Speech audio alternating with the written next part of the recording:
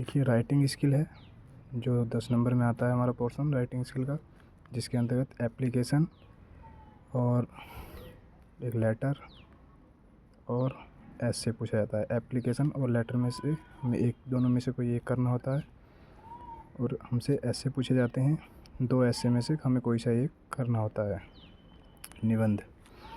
तो यहाँ पर आप या तो ये आपने ये एप्लीकेशन लिख दी होगी या फिर ये लेटर लिख दिया होगा। लेटर काफ़ी आसान पूछा है। Write a letter to your friend, invite him to spend the summer vacation at your place. यानी गर्मियों की छुट्टियां बिताने के लिए अपने मित्र को इनवाइट करना यानी आमंत्रित करना, उस पर एक निबंध लिखने के लिए लेटर लिखने के लिए इसमें बोला गया है। तो आपने ये कर दिया होगा अच्छे से। उसके बाद ऐसे है, या तो आप द इम्पोर्टेंस ऑफ इंटरनेट की महत्वता, या तो इस पर आधारित आप एक ऐसे लिख दीजिए, या फिर ब्लड डोनेशन कैंप, रक्तदान शिविर, इस पर आप एक लेख लिख दीजिए, है ना, एक निबंध लिख दीजिए। जो यहाँ पर कहा है हु ऑर्गेनाइज द कैंप, यानी एक पॉइंट दिए हैं कुछ, जैसे शिविर का आयोजन किसने किया, वो डेट टाइम के बारे में, प्लेस के बारे में, इस तरीके से सारे ये पॉइंट दिए हैं। इन पॉइंट पर आधारित आप ये रक्तदान शिविर का ऐसे लिख सकते हैं। अब आगे हमारे ग्रामर का पोर्शन आ जाता है। ये क्वेश्चन नंबर 4, इसके अंतर्गत हमें ये 4 प्रश्नों का जवाब देना है, जिसमें सबसे पहला है चेंजिंग इनटू इनडायरेक्ट स्पीच, यानी आपको एक डायरेक्ट दिया है, इसे आपको इनडायरेक्ट में चेंज करना है। देखिए इसे हम बताते हैं आपको। पेपर में दिया है the principal said to me why are you not taking your leave, यानी प्रधानाचार्य ने मुझसे कहा था कि तुम अपनी छुट्टी क्यों नहीं ले रहे हो। तो इसे हम इनडायरेक्ट बनाएंगे इसका। द प्रिंसिपल आस्क्ड मी, देखिए सेड टू को आस्क्ड में यहाँ पे चेंज किया जाएगा, कॉमा इन्वर्टेड कॉमा की जगह क्वेश्चन वर्ड को ही हम यहाँ पर कंजक्शन के रूप में लिखेंगे। फिर उसके बाद हम सब्जेक्ट को चेंज करते हैं। रिपोर्टेड स्पीच का जो हमें यहाँ पे दिया है यू, तो ये यू क्या है, हमारा सेकंड पर्सन है, और सेकंड पर्सन को हम चेंज करते हैं रिपोर्टिंग वर्ब के ऑब्जेक्ट के अनुसार।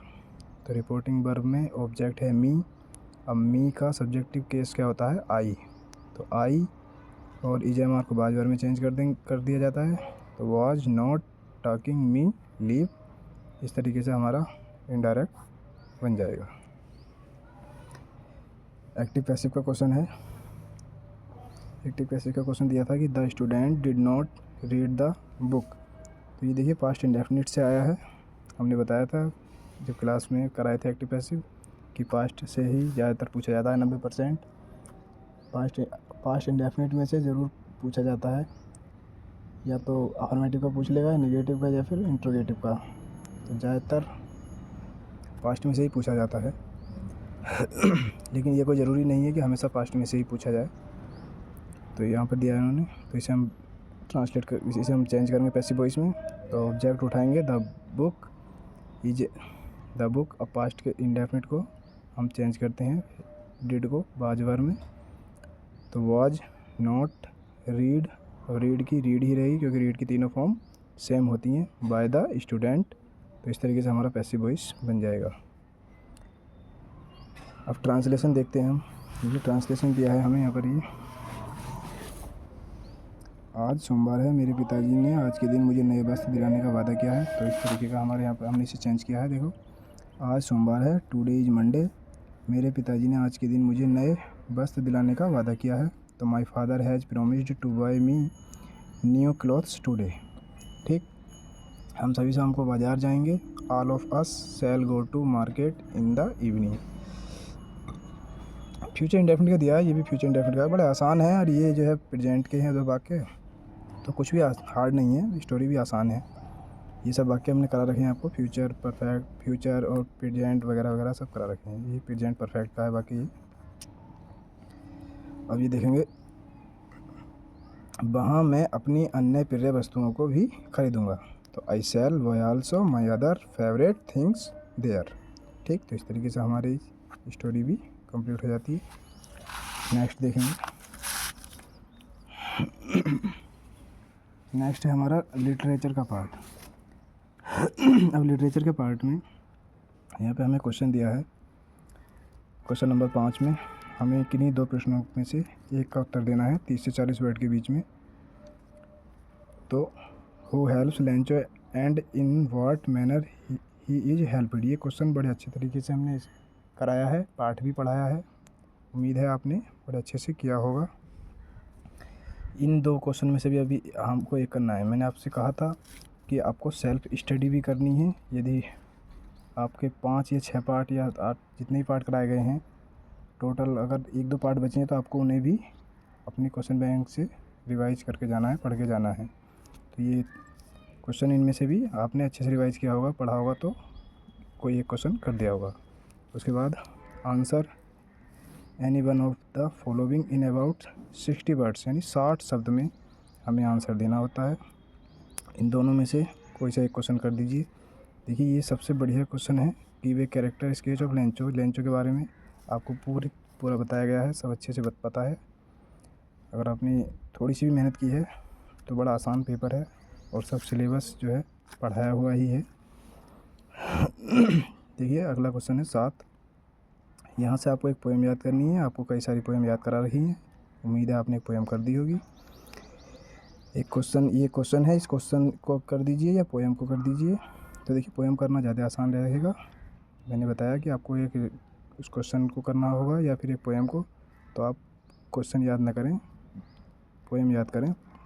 पोएम कोई सी भी आप लिख सकते हैं, कोई मेंशन नहीं किया होता है यहाँ पर कि आप वो पोएम लिखिए या उस पोएम में से लिखिए। कोई सी भी पोएम आप लिख सकते हैं जो आपके याद है। ठीक, क्वेश्चन नंबर 8, ये सेंट्रल आइडिया है। हमारी 5वीं पोएम है द वॉल पोएम। मैंने बताया था 5 पोएम तक 100%, 5 पोएम तक एक सेंट्रल आइडिया आपको ज़रूर मिलेगा पेपर में। तो आपने याद किया होगा ये क्वेश्चन बैंक से अपनी, तो आपने कर दिया होगा। कोई एक ही करना है तीनों में से। ठीक, नेक्स्ट उसके बाद हमारा प्रश्न नंबर 9 आ जाता है। इसमें क्या है, हमें 30 से 40 वर्ड के बीच में आंसर देना है। तो आपने अच्छे से कर दिया होगा। देखिए मिस्टर पंफरे वाला पार्ट हमने अच्छे से पढ़ाया है आपको। ये 30 से 40 वर्ड के बीच में आपने कर दिया होगा। Question number 10, answer any one of the following in about 60 word, यानी लॉन्ग आंसर है ये। यहाँ से 60 वर्ड में आपको लिखना है। तो यहाँ पर आप ट्रिकी वाला, हो सकता है आपने ट्रिकी वाला किया हो क्योंकि ये आपको बहुत अच्छे से भी पढ़ाया गया है, समझाया गया है, आपने याद किया होगा, अच्छे से पढ़ा होगा। तो ये इनमें से कोई एक कर दिया होगा आपने। जहाँ तक उम्मीद है आपने ट्रिकी वाला ही किया होगा। तो ठीक है, पेपर बहुत अच्छा आया है और बच्चों ने अच्छा किया होगा, उम्मीद करते हैं। और जो आपके नेक्स्ट एग्ज़ाम बचे हैं और उनके लिए हम आपको बेस्ट ऑफ लक बोलते हैं। अच्छे से पेपर करके आएँ, तैयारी करें। देखिए टीचर ने जितना कराया है आप उसे भी तैयार करें और कुछ अपनी तरफ से भी प्रयास करें, अपनी तरफ से भी एफ़र्ट अच्छा करें ताकि पेपर में अच्छे मार्क्स आप ला सको। Thank you.